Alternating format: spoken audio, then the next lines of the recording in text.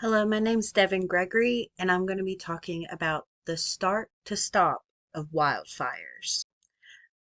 A little bit about myself. I have always stayed very alert, up to date with the news and the events around us. Me and my family have always wanted to live off grid. That is one day our dream and our hope. Therefore, we stay very involved with farmlands and events going on around us, just in case there are drastic changes. When you live off land, you notice anything and everything that happens.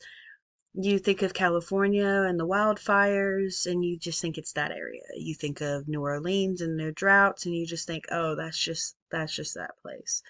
But I'm seeing it here in North Carolina, and I never expected that.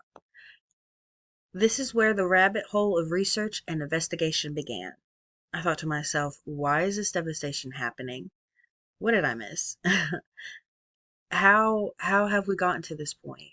And when is it going to change? During the rabbit hole, I found clear state evidence that was found way before now. Precipitation clouds are moving. They're gone. They say that we should be in the middle phase where we should be getting warmer, and I feel like we're already molten lava.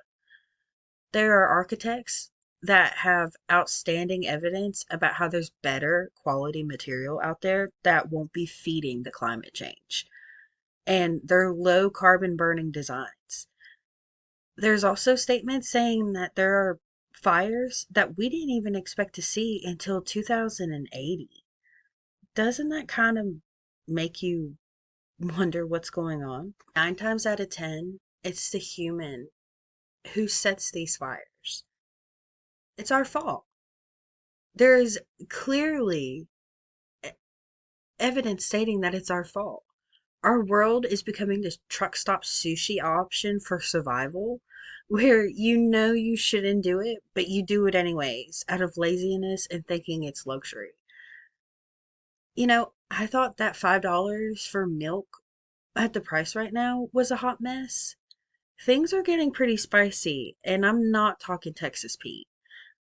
The time for a change was last decade.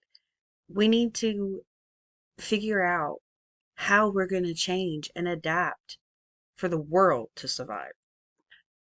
The great news is there's already people who are wanting to put things into act.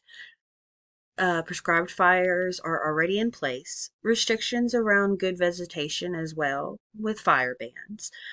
They're coming up with ideas for better material for homes and putting that into a mandatory code.